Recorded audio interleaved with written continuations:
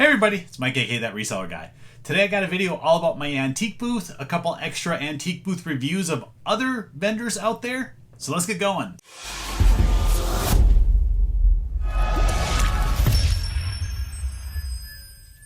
Alright, I filmed this all this morning. I went out there, I took some fresh inventory out there. And we're going to kind of do a full antique review, an antique booth review of my booth. I'm going to show you everything that I have in there, kind of what I'm trying to do, and what I don't like about my booth. There's several things in there that I don't like, that I want to change, I want to make better, I want to get more sales out of certain areas. So I'm going to flip this around. We're going to show you what I filmed out there. I have no idea. I haven't edited it yet, so I don't know how long it's going to be. I think it's relatively short, but I appreciate any input. If you have antique booths, or just let me know what you see, what you like, what you don't like, and all of that. Put that in the comments down below. If you're new, you're watching for the first time, and you haven't hit subscribe yet, hit that subscribe button, help me out, support the channel, and give the video a thumbs up. That's good too. So, all right, let's flip around. Let's check out some antique booths.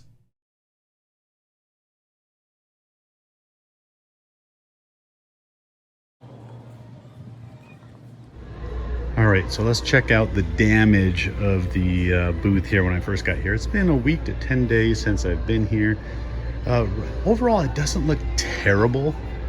But the number one spot that's always all messed up is this, and it's not terrible right now. A lot of times cards are stacked up all over, but you can see there's stuff sitting around here. Everything's all messed up, stuff just sitting around. Things on the floor, kind of where they were. Shelves don't look terrible, although look at all the empty spots up there, so that's good. Just need to find some stuff up there. Stuff just piled up here. Someone's ring pop sitting on the ground, magazines not put back. So overall, this isn't terrible as far as messiness goes. So I'm gonna get it straightened up a little bit. I'm gonna show you what I brought, and then we'll kind of do a little review of what's going on in my booth. All right, here's the full view of the booth. Everything's stocked up, ready to go.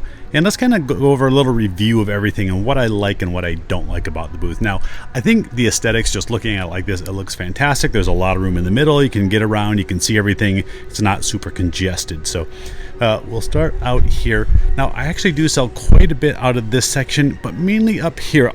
Most of this stuff down here really hasn't been selling. I might sell 1 or 2 pieces out of this whole section per month. So this gets a lot more exposure. The way this shelf is, I don't love this shelf. I'd rather have some different type of shelves where you could see things a little bit better. It's on the list to do to get some better shelving there. Now we're going to kind of go around the corner, and unfortunately I just had to throw a lot of this bigger stuff on the floor. I don't have a lot of space for it, and it just kind of sits there, and a lot of times gets messy. Same with these things up here. Just kind of pile these up on top, and these always end up somewhere else in the booth by the next time I come in here. So I do sell quite a bit of magazines out of here, and I have a few good customers that come in and get stuff from time to time, and generally when they do, they're buying 3, 4, 5, even 10 magazines. So these are all Sports Illustrateds. I do have 1 box of comics. I haven't been finding a lot of comics recently, so need to get some more of those to get that stocked up and get some fresh inventory. Now these shelves, I do want a 3rd shelf in here because I have a lot of small little figures and I'm just kind of running out of room. So I do want to put a 3rd shelf in here, same type, these white shelves, just get in here. I might have to move this one up just a little bit to get another shelf in here and just get some more pops and some more little figures in here. I thought about putting them in little bags like this rather than just having them loose right here, but this has been working so far. These are the Disney Infinity figures. I sold a bunch when I first got them in, and this last batch has been sitting around for probably a month or so with very few, if any, sales. Just put these little things in here. These are these little McDonald's toys. I find these all the time for a quarter or in bags. So I throw them out here, $1.50, $1.79. They slowly sell. I think I had about 15 in here originally. I'm down to 8, so showing that they have sold a few of them. And these Star Wars bobbleheads just have not been selling. I'll keep them here until Christmas. If they don't sell by Christmas, I'll probably pull them out, go trade them in at Bookman's, get something else. And that's actually, I think, where I got these was Bookman's, thinking I could move them here. So hopefully these will sell at Christmas. I think these 3 are pretty cool looking. Again, just got some more pop figures. Now let's look up here on this shelf. Now I do a lot of these little toy bags, so I can find these in Goodwills, just these toy bags, or at garage and estate sales really cheap. So I just throw them in here, anywhere between like $4, $5, $6, and these sell. Again, these will sell all out at Christmas time. Bunch of stuff up here. I don't like how this is up here, because this is pretty tall. Now I can reach up here and get all this stuff, The good thing is kids can't reach up here, but then again, a lot of moms aren't going to be able to reach up to this top shelf either. They'd have to get help. Now let's talk about this shelf in the back corner. This is the spot that I hate the most about my booth, because you see I have all these bobbleheads in here, and honestly, over the last 6 months, I've probably sold less than 5 total pieces from all those shelves. So this has been going good. I've been adding toys up here, these pop culture toys, kind of like if you can see, I have the pop culture side, and go over here I have the sports side. So that part I like, but I need to get either a different shelf or something. I don't know what I need to do.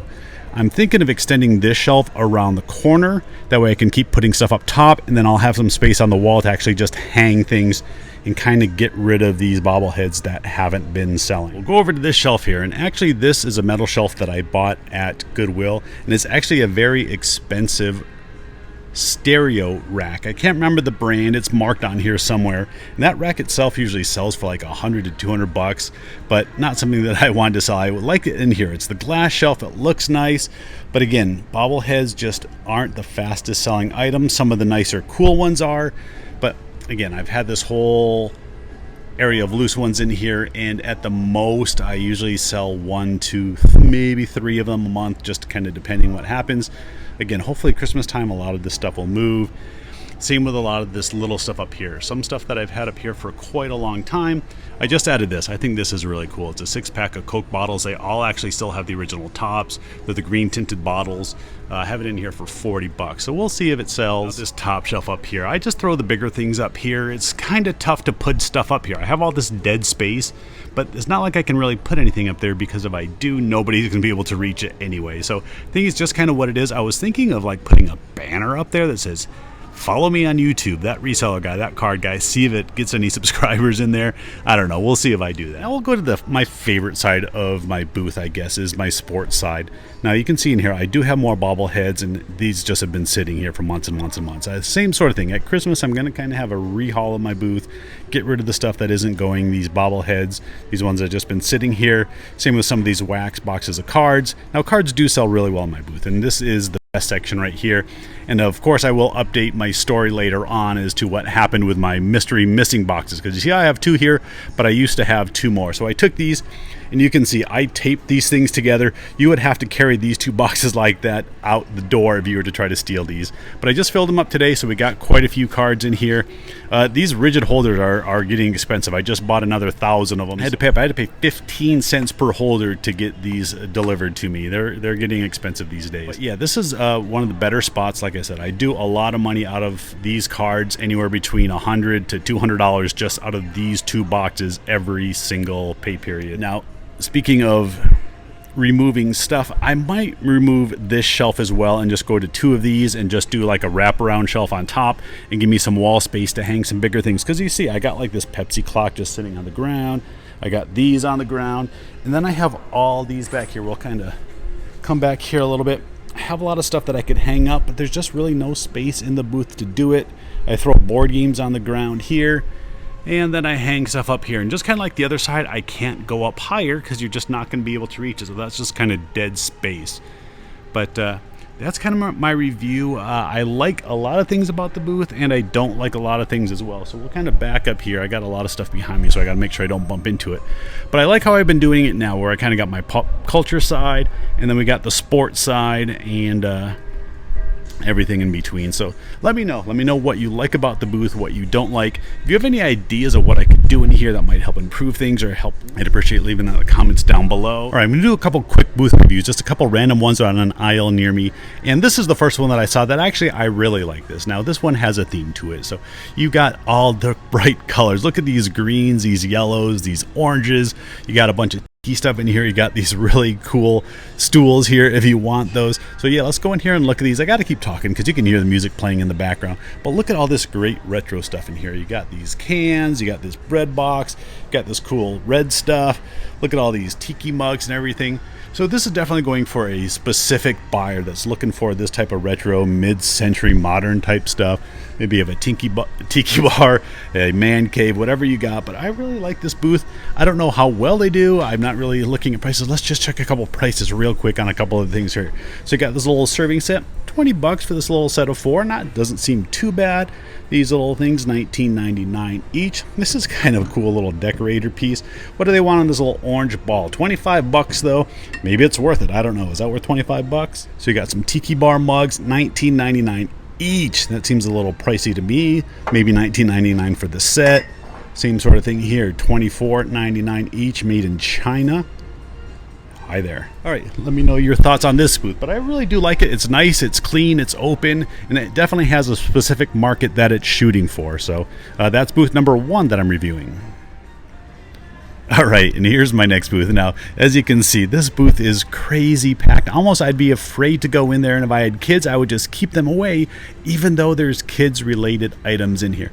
Now, look, I'm going to walk in here. There is barely enough space to walk in here, and if you want to get something up on the shelf, either you're going to have to get help, and that just deters people from buying your stuff. Now, these look like things that they make, some little crafted things with plates and other things, but yeah, you can't really even get to anything.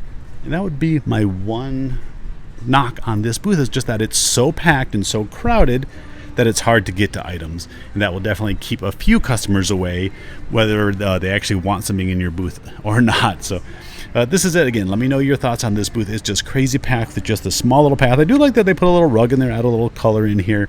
There's a lot of cool stuff in here, but again, I'm not sure if you can even see it all or get to it all if you're interested in buying it. All right, that's booth number 2. Let me know what you think about my little booth reviews here, and I will continue to do more of these in the future. All right, now let's talk quickly about what happened at my antique booth with the missing box mystery. Now, here's the deal. I don't know if they walked out of the store, if somebody bought cards and used those to transport them up to the cashier and then bought them. Here's why. In that same time period, I had one sale on my sale sheet where the buyer bought probably 10 to 20 small little sets. They were in little boxes. They could be in little boxes like this, or maybe even a little bit bigger, and they might have used that small box to transport them all up to the cashier, and they may have let them take that box. That one is a possibility.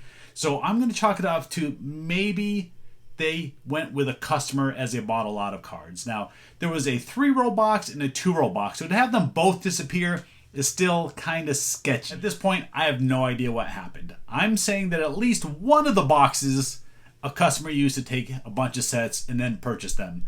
If you remember when I made that video, I said that I did about $200 or $300 in sales just that 2-week period in those card boxes. So it's possible that a customer bought a lot of cards and took them up there. Just in single cards, one customer that bought $80 worth of cards out of those boxes. So there is that small chance that customers use those boxes to take them up to the front and actually buy things. Then on the flip side, maybe it was theft. I talked to one of the girls that works there today, talked to her for a while, and she says she spent quite a bit of time over the next couple of days looking around for items, for my items in another booth. She never came across them. She's there every day, and unfortunately, she was not able to find them either. So the boxes are missing. At this point, I don't know what happened. There's no great resolution to this. It could have been a customer. It could have been theft. I don't really know. So at this point, all I can do is take it as a learning lesson either way, and I'm going to tape the heck out of the boxes like I showed you in the video earlier to make sure that nobody can carry those boxes out ever again. All right, that's it for today. Relatively short, so I want to thank y'all for watching, and if you left me in some comments down below, big thumbs up to you, and give this video a thumbs up too. All right, thanks everybody for watching. I'll see you next time.